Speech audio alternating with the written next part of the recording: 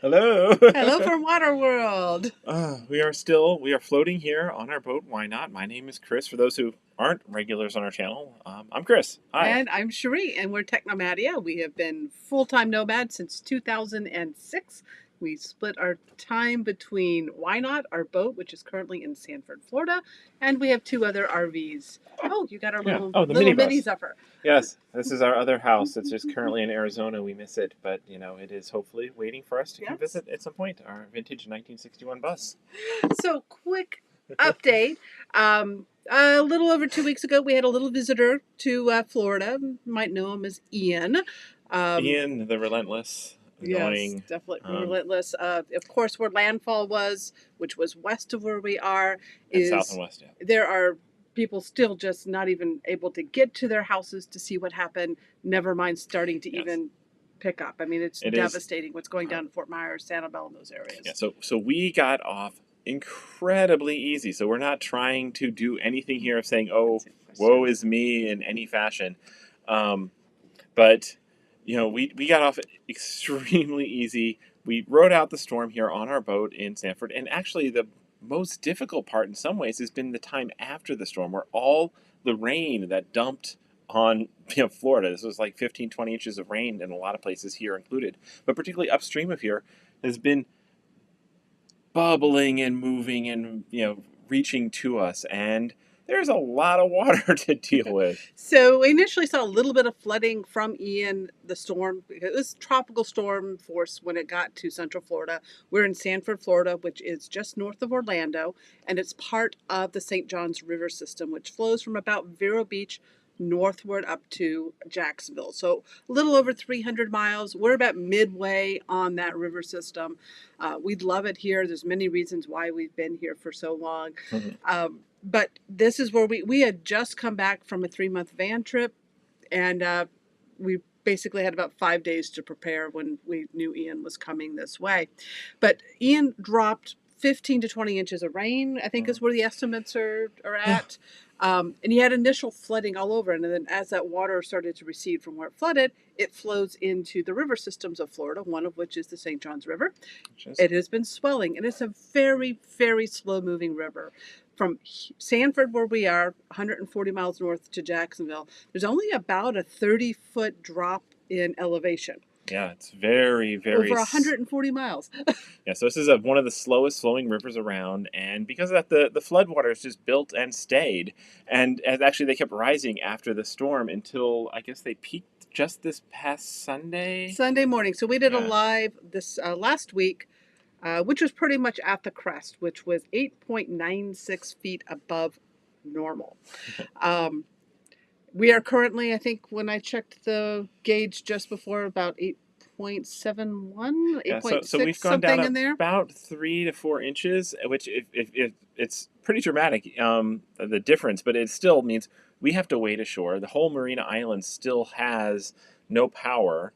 But most of downtown Sanford is hopping. It's we hear the live music, we see the little pedal bars going by. Well, heck, we actually joined up with Sabina last night. She's in the chat.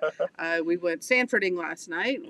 Hit the tiki bar and hung out and had dinner together. And the big development, you saw that in our little intro video, is now to get back, rather than have to go all the way out onto the island and kind of loop around to follow the shallow water to get back, we can actually walk across the parking lot and not flood our galoshes. So we're taking any improvement we can get. Now, they're estimating that the floodwaters here will get back to a normal level maybe in 4 to 6 weeks from now. Maybe longer. But we're anticipating that the waterfront of Sanford, and especially here on Marina Island, well, we're not going to have to wear galoshes to go on land anymore.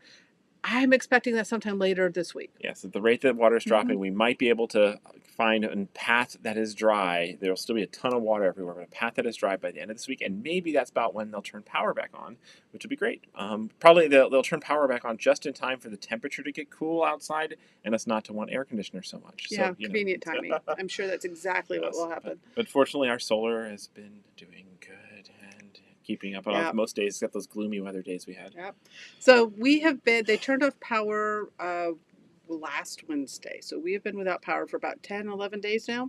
Yep. on the marina. They initially also turned off fresh water, but the marina has agreed to let one of our dock mates kind of be a water monitor. So he basically will turn on the main water to the docks for about an hour or two a day so everyone can top up their tanks, and then turns it off. And just making sure that the stress of how the docks are moving aren't putting stress on those water lines. Yeah, they don't want to break a water line and start dumping more water and fill the lake. Even though that wouldn't fill the lake anymore, but they don't want to break a water line, so they're only turning the water on limited times. And as far as waste, we are very fortunate that the marina bathhouse came that close to flooding, but did not. So there's still cold showers and toilets up there that work, and no lights, of course, but at least we have a place to go. We have not been able to have a pump out on the boat since before Hurricane Ian. Thankfully, we have about a week's full capacity left in our tanks. We are reserving that just in case for emergencies, but we also have a composting toilet on board. We put in a Seahead toilet about a year ago. I think we when we got back. No, it was before we left. It's been about a year and a half. Yeah, now. About a year and a half we had it in there. So we have 2 heads on board. Why not? We decided we liked the redundancy of having a traditional vacuum flush black water tank system, as well as having a composting toilet, because there are so many places when you're boating that you just don't have access to a pump out station, or you go to one and they're broken, because these things break a lot, and we don't go offshore often enough to be able to dump legally. So we don't dump illegally. So So yeah, that's I guess the current situation. There's about on our dock there's one other person living on their boat still. We have 2 other people, 2 other 3 boats, or 4 that are still living aboard, and a couple other docks have people still on them. But mostly the marina office flooded, so they are shut down. We can't get packages out here, so thankfully to our local friend Sabina, she has been our mail drop. In fact, she's coming over later this evening to drop off our next Amazon load, because we have had to get some shipments in to get our electrical system back up to snuff. So do you want to give them a brief? Yeah. So very unfortunate timing, but we had a problem with our inverter and had sent it off for warranty repair before we left in the summer, and it wasn't back yet when Ian hit. We still hadn't made the coordinated arrangement, so we had no way to charge our batteries. I had quickly got in a secondary inverter that Other than solar, solar would charge the batteries, but we had no other way to charge the batteries, and then we had no way to power our AC things like our refrigerator in particular, other than running the generator. So one of the projects we tackled was this was on our to-do list for the longest time, was to put in a secondary inverter that would just run our 24/7 loads, the fridge, the cat feeder, the internet, and a few other things. The things that don't take a ton of power, so we don't need the big inverter and all the power it burns running 24/7. So we got an efficient Victron Phoenix inverter, an 800 VA model, and installed that. So quickly got that installed so we can keep our fridge cold without the right, because we were having to run the generator about every 4 few hours to keep the fridge cold. Keep it going. That was getting really annoying, and we don't know when we can get fuel again, so we want to minimize our generator use. So we have enough for a lot of usage. Yeah, so we got that first part of the project done. So we got and then moved all the circuits that we wanted over to this dedicated thing. So we've got an inverter that is now running off of solar and keeping these going. We also moved the freezer to run off of solar DC. Our freezer can run off 24-volt DC. Got all those wires done, and then finally the inverter replacement inverter came, so we have a way to charge our batteries. When we had the gloomy days, mid last week, we had some days. 2 days in a row. We actually 2.5. Yeah. We took the batteries down to cut off. Yeah. And that was a little annoying, especially because that inverter should have been here a lot sooner. But there were some complications, but yes, we got the inverter installed yesterday, so now we could charge the batteries off the generator too. We could run our microwave and other stuff without having to fire up the generator, and so on. So we've been doing a lot of electrical projects, which makes I mean Pete. Makes trips to the hardware store extra challenging. It's like, I need this size ring terminal. Better hope I can find it here, because otherwise I've got to do the whole waiting and trouncing and using our van as a galoshes lock. But yeah, we've been doing a lot of projects, and just so we even changed out, cut and resized a mattress, and we've been doing a lot of stuff on the boat. So yeah, it's been good project time. Yes, lots of projects because we are intending this spring to set off on the Great Loop, restarting that adventure.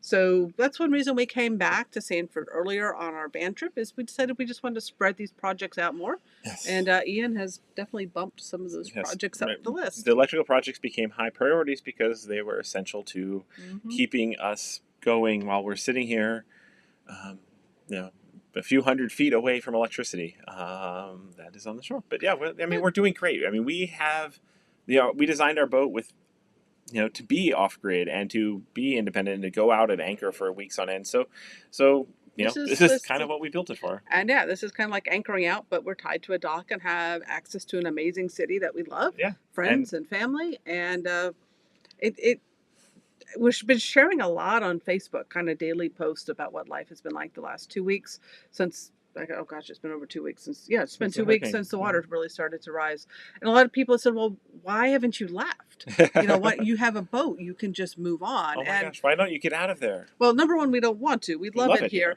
but we actually can't leave on the boat. The river itself is It's all no wake zone because of the flooding. So we would have to putter out of here. There's no motoring out of here really. and we wouldn't get very far because the railroad bridge that is one of the drawbridges going down the river, the very first bridge you get to going out of Lake Monroe down on the river, is locked down, and it has been basically since a couple days after the hurricane as the water started to rise. And there's really no indication yet when they will open the railroad bridge. They're keeping it used for service, and it's where the flood is. So who knows how long until the river is open for navigation? But right now, it'd be physically impossible to leave. So we're in a good spot. And again, we wouldn't want to leave if we could. Right. And of course, we have Blooper, our van, Yes. on dry land, and we could just go back to van life. But really, this isn't that horrible of a No. situation. We feel extraordinarily blessed that our house floats, Mm-hmm. unlike so many people that are along the river and have waterfront or water near Right. property, that their houses are being flooded. And Yeah. they're, by the time this recedes, just the damage that people are going to be Yep. dealing with and the People because cleanup their is. houses are the drywall is soaking up water because this is not like a temporary flood. This is not a flash flood that's there and gone. This is icky water sitting for 2 weeks now, and And it's probably for probably another. several weeks more for some places. Yeah, so it's a bad situation. So I know a lot of we've been hearing a lot of the national news are not covering Yeah. the after effects of Ian, and of course, where landfall was is The worst. the worst. But this is still happening for a lot of people in Central Florida, especially along these rivers that take away the floodwaters. So there's a lot of people impacted by this. We know that once the water goes down here, there's going to be a lot of cleanup. It's going to be smelly. We already have some areas that are smelly as the water has come down because you got A lot of dead vegetation, vegetation. fish, and apple snails all over the Oh, you freaking want to place. show off the apple Oh my gosh. snails? Okay. So apple snails. These are the aquarium snails that you can go and buy. And apparently because some people didn't want them in their aquariums anymore, they started releasing them in local lakes and rivers. Here's one that we picked up while we were Out smushing their eggs smushing their today. eggs. So these are an invasive species. They grow to the size of an apple. That's why they're called apple snails. They were escargot and pets, but they are taking over in the waterways, and they're causing. They have a lot of potentially bad problems, and apparently floods activate their spreading mechanism. That's how they go That's right. crazy in a flood. And what they do is then they start to eat the vegetation, which all the other natural wildlife depends on for their nutrition. Yes. So it's a really bad Yeah. thing for the ecosystem for this invasive Yes. species. So yeah, what it was is like the reason we actually started learning about apple snails is we're like seeing all this like Bubble gum everywhere. looks like bubble gum stuck to things all over the place, the fences and stuff like this. It's like pink bubble gum with chewy like styrofoam texture, and we're like, what is that? And Sheree went and did some googling and looked it up, and it's like, oh, those are snail eggs of a highly invasive species, and we should be smashing them when they're there. And they're there. So we're seeing the snails everywhere. I mean, all the sidewalks, when the water starts to go down, they're just covered in them. We're seeing them floating everywhere. So we're definitely seeing those. So we put the two together that this pink bubble gum stuck everywhere are their eggs. And each of those clutches can have 800, 1,000, 2,000 eggs in them. And there's really no containing these things. There's no known predators for them. other than fire ants. Which, I yeah, I'm not sure how think that works in the water. But, yeah, I don't want. Well, the but fire ants are apparently floating. yeah. Um, So anyway, we're thinking like something we can do in the marina because we've got a paddleboard and galoshes. Is we can go walk around and smash all these eggs because they're all up on the posts and the things in places that are flooded. The transformers. So yeah, here's the transformers. So we were out today, going around and rowing to. This is actually the street, the waterfront street in Sanford, and that's one of the transformers that is flooded, covered in pink bubble gum, which is snail eggs that we were smashing. And I didn't get a really good photo. It's really hard to get photos while you're smashing eggs on a floating paddleboard with two people on it. It's a pretty precarious situation. But when you smash these things, it's like this red goo that comes out, and I don't know, it kind of felt like the world had been taken over by aliens and we were smashing alien eggs or something, and we're out there. It was just this you can bizarre, see them, like feeling. everything sticking up out of the water was covered in these, and so we spent a couple hours this morning trying to help remove invasive species that were being keep doing triggered that by the flood. So hopefully we made a small dent in that. But yeah, but there's no getting on them. So if you see those pink eggs, the best thing to do is to smush them and get them in the water, or they say some freeze them. Apparently, they need to be dry to thrive before they hatch. Yeah, so you getting knock them in water, knock them in the water, and then the eggs don't hatch properly. So that's. So I think today we prevented about 10,000, 15,000 snails from hatching. So. And Ken is pointing out the limpkins. The birds do love eating the snails. So not the eggs. The eggs are poisonous. The eggs actually have a neurotoxin in them, so don't even touch them. Don't touch the eggs. But the birds love the snails, but they're invasive. They're bad for the environment. So and the snails carry, even though they're considered a delicacy in some situations for escargot, if they're not cooked properly, they actually carry lots of parasites, including. Yes.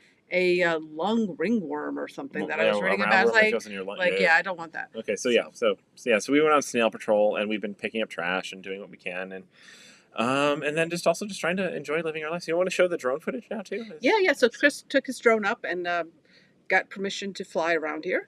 So this is some drone footage from. Our voices. Yeah. Okay. There's Why Not taking off from our marina. And typically on the edge there would be a seawall. It's still underwater. Yeah, we are. And this is the road. We kind of filmed right at the high water, so you can see the causeway was pretty much covered with water in several places. This is the temporary road the city built. It's now the water started to drop. It's now fully accessible again. Yeah, and they smoothed it out, which was a huge blessing. It made it so much easier. And as of this afternoon, the water dropped enough that you can get onto the beginning of the causeway without getting washes. wet. So we have tourists nonstop. Yeah, there's people coming just to see the flood. So you look out this window, and there's people walking back and forth down that causeway. And there's Why Not. Over. This is the Gateway Apartments, and you can see the water going right into the condos. Yeah, the water going right up underneath. But the coffee shop that's in the corner stayed open. City Hall there. You can see where all the palm trees are. That's typically a walkway, and then Seminole Avenue is the road that goes through. That's our Veterans Park that we're flying over right there. That's kind of at the edge of the marina with a flagpole. That's our courthouse. You can see where the marina is versus where the swings are and the waterfront should be. Oh, and that's where E-Dock collapsed. That dock in the middle there is collapsed on both ends, and that whole dock is probably condemned. Yeah, a lot of damage. That's our parking lot there, and yeah, that's the convention center there, right in front of the marina, where this weekend is supposed to be Oktoberfest. Yes, hosted by the Hollerbox German restaurant, but it's all water, so they put that off for Novemberfest. And they're worried it still might not be dry enough then. This is a Fort Mellon Park, all now Fort Mellon Lake. This is the old New Tribes Mission, a whole historic hotel that then got taken over by a religious group that now has been abandoned for I think 10 years, but should be turned back into a hotel. I think beautiful old building. But water right up to their front steps. And there's just a shot of our Marina Island, which is not so much an island anymore. Well, it will be an island again. There's a restaurant at the end. The hotel-looking thing at the end is actually an assisted living center that got evacuated before they turned off the power to the island well over a week ago. But in that one building in the middle, there's a dentist who's apparently kept working the entire time by generator. He was bringing his clients over in a 4x4. Yes, so that dentist is hardcore. There's water right up to the windows into his office, and that's just great. But as you see, like the waterfront is underwater, but like a block in, Sanford is hopping. Town is doing just great. It's just you can't come to the waterfront very far. Do we have anything else to share? Yeah, there's Veterans Park again underwater, and that's the drone-ish side of things. So, I guess we could say if you've got questions, ask them. We'll stick around and answer some questions for a while. Yeah, we're doing good. We are lucky. We are so much better off than so many people. So if there's, don't say, "Oh my God, you guys, how rough for you." Say that about the people down in Fort Myers and send them and stuff, assistance, and send please. assistance to the groups that are taking care of people down there. And don't send stuff. Send money. That's this the standard advice. Disasters, they don't need stuff. Yes. Well, they need stuff. They need the right stuff. Yes. All right.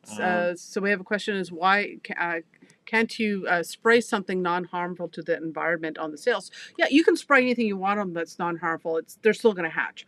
I did read some articles that you can spray cooking oil on the eggs, and that might smother them. My concern with that is putting oil in the water system is not good either.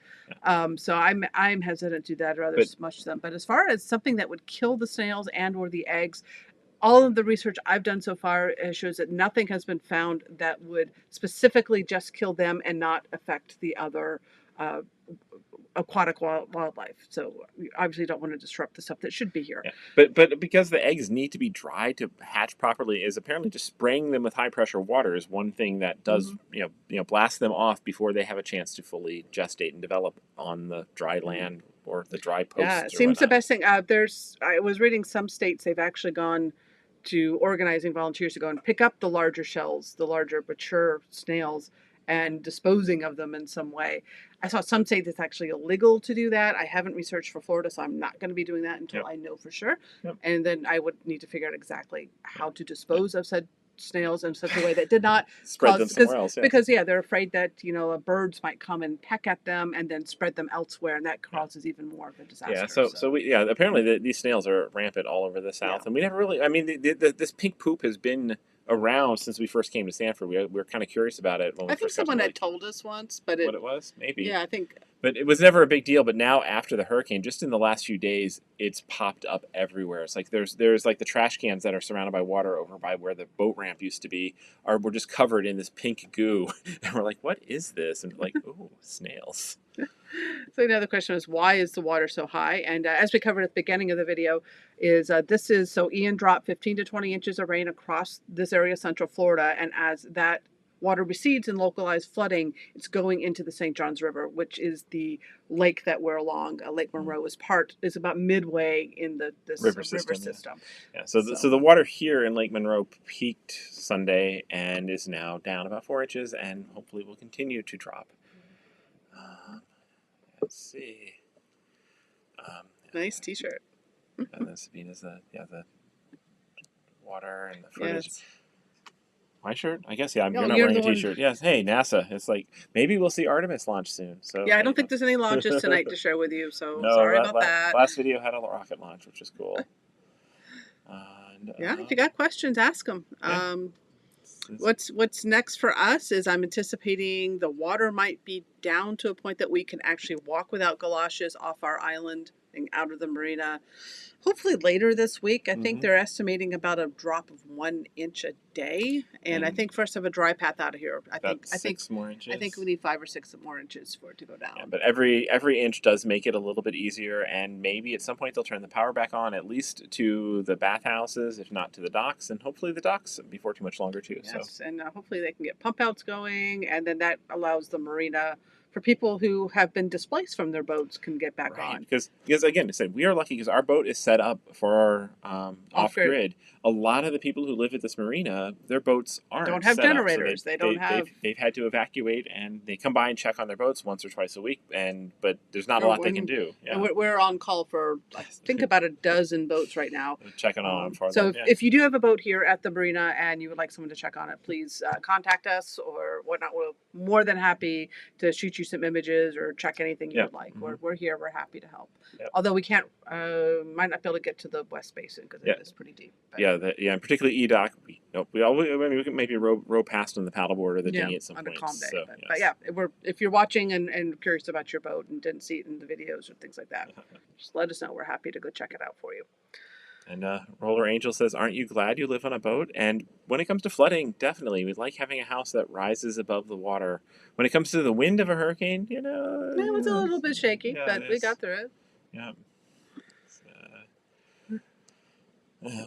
CRJ wants to know, where is our home base in the van RV? So our bus Zephyr, we have kind of an RV lot in a co-op in Arizona. So that's where Zephyr lives when we're not taking Zephyr out, which has not been much in the last few years. But Zephyr's in Arizona. And then our van is kind of our shuttle vehicle. So right now, our van is our airlock to change from shoes to galoshes and back and forth. So we got it parked quarter-mile away on dry land. So, but generally the van kind of is with us. It's our daily driver. So when we're marina hopping, if we're staying at a marina for a month or more, we'll go back and get the van, drive it up, and have it with us. And then we use the van to get between the bus and the boat. So when we switch our seasons out, it's our transportation, and we just take a leisurely trip. Mm-hmm. Now, during the pandemic, that's when we settled down here in Sanford to shelter in place because we were doing the Great Loop and Canada was shut down, which is a big part of the Great Loop. Yeah. And marinas and operations were affected. So we came back to Sanford, with a town we love.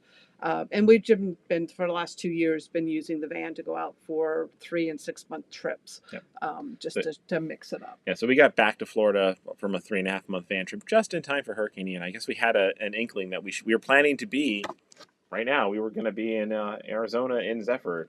Basically right now. I don't know. We both had instincts. It's like, you know what? We need to get to the boat, and sure enough, bam, Ian. So I think we followed our instincts and made the right decision, and we're here to minimize damage that could have happened, and then we're gotten splendidly ahead on boat projects. Yeah. We're ahead of the curve on boat projects. We've been rushing through things. Nothing like a necessity to up things up. That usually bumps up the stuff.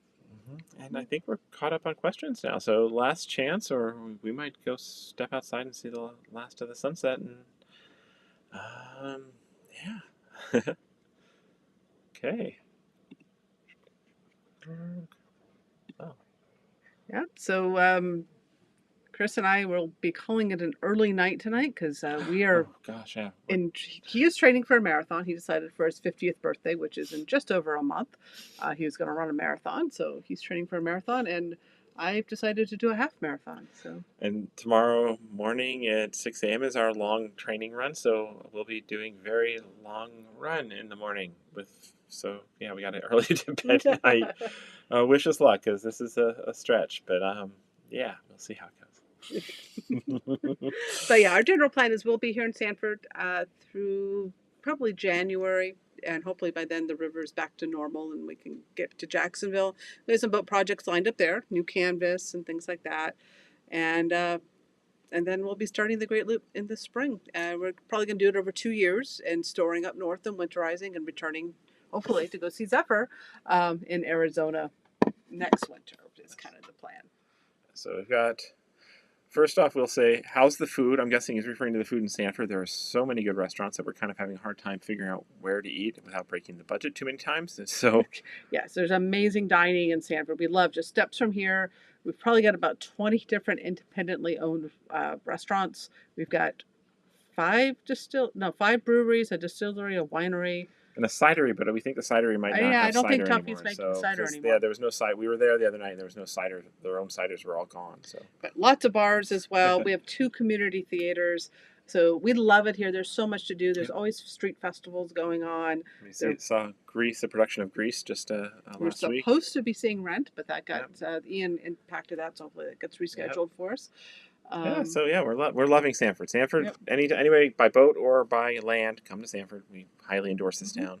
And on board the boat, we've been able, we've got our refrigerator, we have a freezer. We thankfully had done a full stock up run before Ian, And then as we saw the waters rising, we went out and really did a good stock run because we knew it was getting much more difficult to get groceries out here. So we're doing fine. And now the water's receding. It's getting a lot easier to get the heavy stuff like juices and Yes. wine. Oh, yeah, yeah. We were able to get some help with the truck for a grocery run the other day, and yeah, it'll be nice to be able to get groceries without having to hoof them so far. The mac and cheese episode was that was one of our lives we did back last spring when we were here with our friends Dave and Stacy aboard Stink Pot. And Dave made the mac and cheese, and they are trying to return to Sanford this winter. He's a traveling musician, and he has a standing gig here in town. It's his prime income for the year.